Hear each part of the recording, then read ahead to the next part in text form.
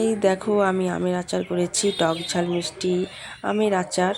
তো এই দেখো কত সুন্দর হয়েছে আম তেলটা। আর দেখে মনে হচ্ছে না খেয়ে নেই, তো কে কে খাবে চলে এসো। ভাবলাম তোমাদের সাথে শেয়ার করি কিভাবে আমি আমের আচারটা বানালাম। মোটামুটি সবাই জানো কিভাবে বানাতে হয়, তবু শেয়ার করলাম। তো ভিডিওটা স্কিপ না করে শেষ পর্যন্ত দেখো। তোমাদের যদি ভালো লাগে তাহলে অবশ্যই লাইক কমেন্ট শেয়ার করবে। তো প্রথমে আমি আমগুলো ভালো করে ধুয়ে নেব। ধুয়ে ভালো করে ধুতে হবে আমগুলো।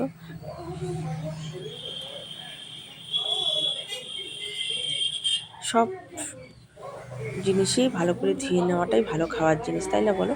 তো ওই যে ভালো করে ধুয়ে কেটে নেওয়া হলো। আর আমি এখানে লবণ অ্যাড করে নিই, হলুদ মেখে এখন রোদে শুকোতে দেব।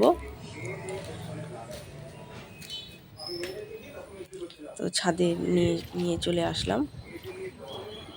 টিনের ওপরে দেবো, টিনের ওপরে দিলে কি তাড়াতাড়ি গরম হয়ে যাবে। কারণ আকাশটাও ভালো ছিল না, এই রোদ উঠে এই বৃষ্টি, ঠিক মতো শুকোতেই পারিনি আমগুলো।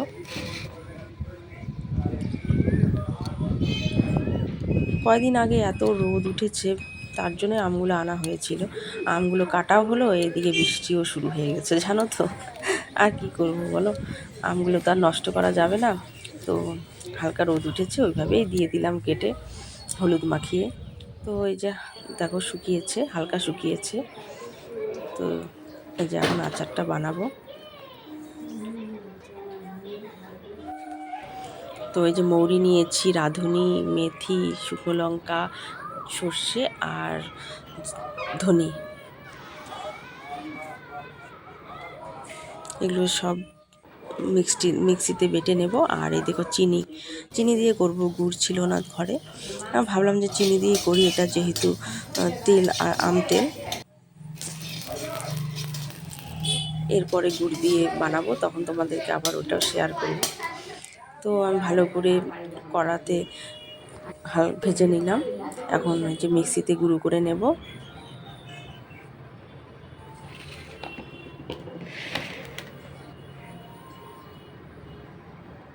তো এই যে দেখো চিনিগুলো পেস্ট করে নিয়েছি, কি সুন্দর হয়েছে পেস্টটা। আর এই দেখো এই যে কড়াতে তেল দিয়ে দিলাম, তেল দিয়ে আমগুলো ঢেলে দিলাম।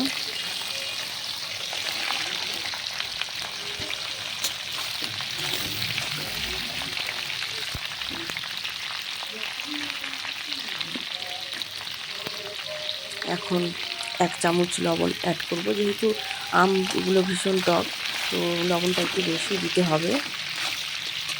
যেহেতু আগে লবণও দেয়নি, এখন হালকা হলুদ দেবো। আগে যেহেতু হলুদ দেওয়া আছে, তাই হালকা হলুদ দিয়ে দিলাম 8 চামচ।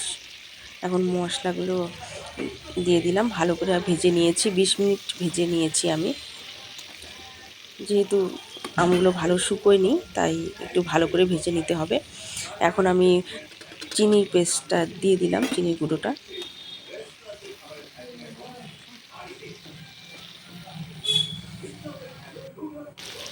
এই দেখো কত সুন্দর হয়েছে কালারটা। তো গরমে মসুর ডালের সাথে এই আচারটা বেশ ভালোই লাগে, তাই না? এই যে আমার আচার রেডি হয়ে গেল।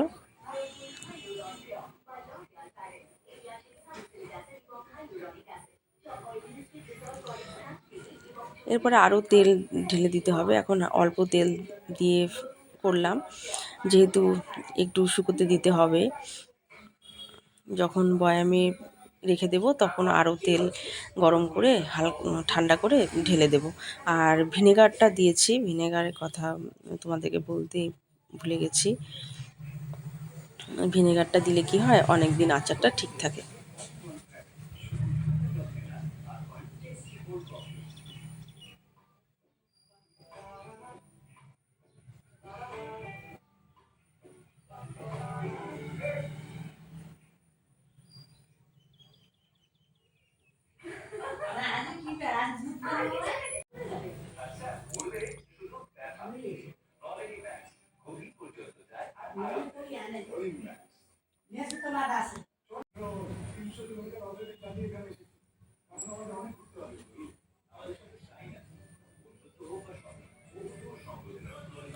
তো এরকম আম তেল তোমাদের কেমন লাগে অবশ্যই কিন্তু কমেন্টে জানাবে। তো আমার আমের আচারটা কেমন লাগলো, এই যে ফাইনাল লুকটা দেখো কত সুন্দর।